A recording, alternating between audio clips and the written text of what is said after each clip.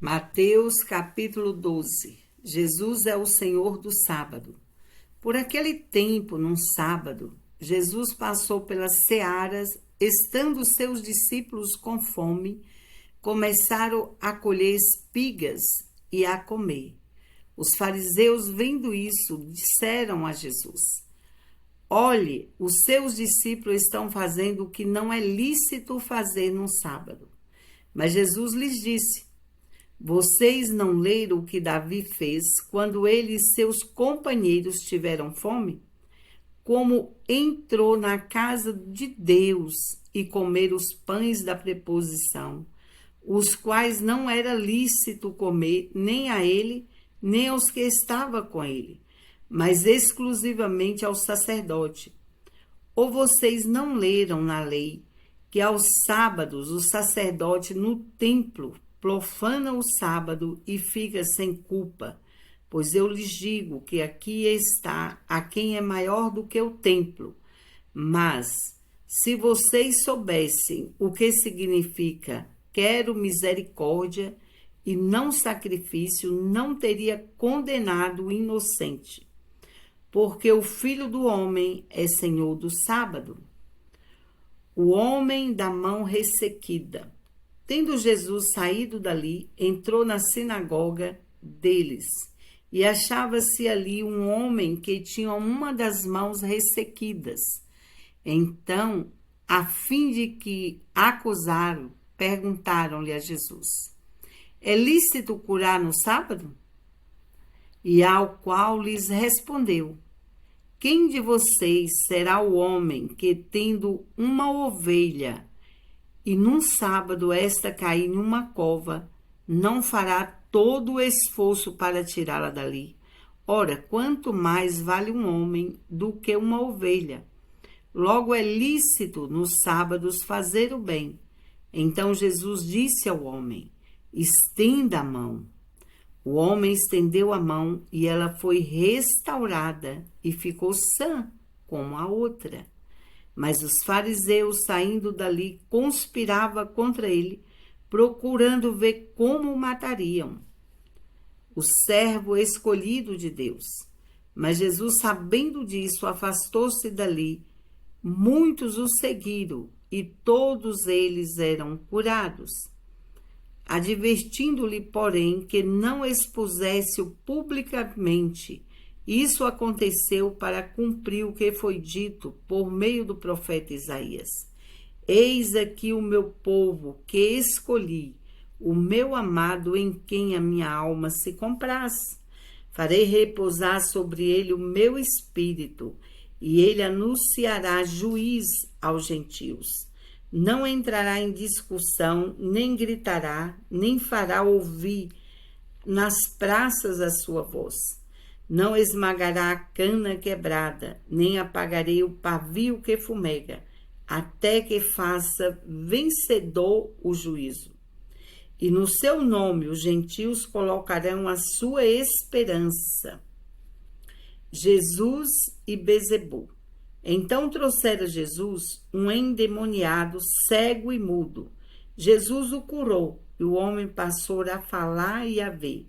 E toda a multidão se admirava e dizia: Não seria este, por acaso, o filho de Davi?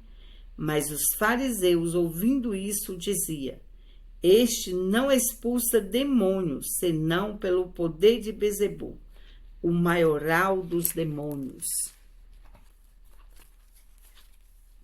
Mas Jesus, sabendo o que eles pensavam, disse-lhes: Todo reino dividido contra si mesmo ficará deserto, e toda cidade ou casa dividida contra si mesmo não subsistirá. Se Satanás expulsa Satanás, está dividido contra si mesmo. Como então o seu reino subsistirá? Se eu expulso os demônios por Bezebu, por quem os filhos de vocês os expulsam? Por isso eles mesmos serão o juiz de vocês. Se, porém, eu expulso os demônios pelo Espírito de Deus, certamente é chegado o reino dos céus sobre vocês.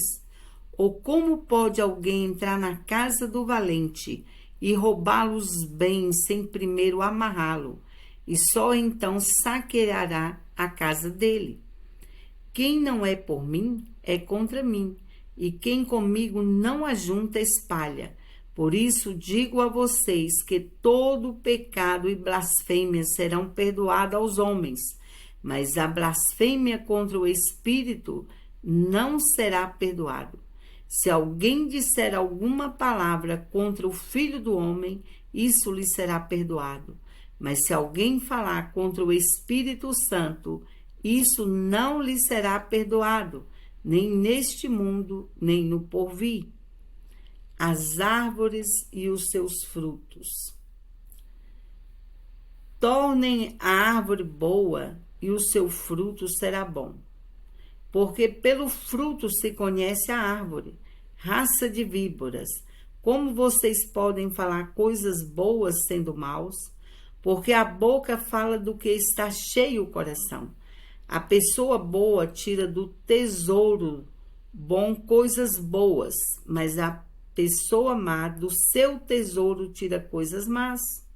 Digo a vocês que no dia de juízo as pessoas darão conta de toda palavra inútil que proferirem, porque pelas suas palavras você será justificado e pelas suas palavras você será condenado. O sinal de Jonas. Então alguns escribas e fariseus disseram a Jesus: Mestre, queremos ver algum sinal feito pelo Senhor. Mas ele respondeu: uma geração perversa e adúltera pede um sinal, mas nenhum sinal lhe será dado, senão de profeta Jonas. Porque assim como Jonas esteve 3 dias e 3 noites no ventre de um grande peixe, assim o Filho do Homem estará 3 dias e 3 noites no coração da terra. Ninivitas se levantarão no juízo com esta geração e a condenarão, porque se arrependeram com a pregação de Jonas. E aqui está quem é maior do que Jonas. A rainha do sul se levantará no juízo com esta geração e a condenará, porque veio dos confins da terra para ouvir a sabedoria de Salomão. E aqui está quem é maior do que Salomão. A volta do espírito imundo. Quando o espírito imundo sai de uma pessoa, anda por lugares áridos, procurando repouso, porém não encontra. Por isso diz: voltarei para minha casa de onde saí. E voltando ele, e encontra vazia, varrida, arrumada, então vai e leva consigo outros 7 espíritos, piores do que ele, e entrando habita ali. E o último estado daquela pessoa se torna pior do que o primeiro. Assim também acontecerá a esta geração perversa. A mãe e os irmãos de Jesus.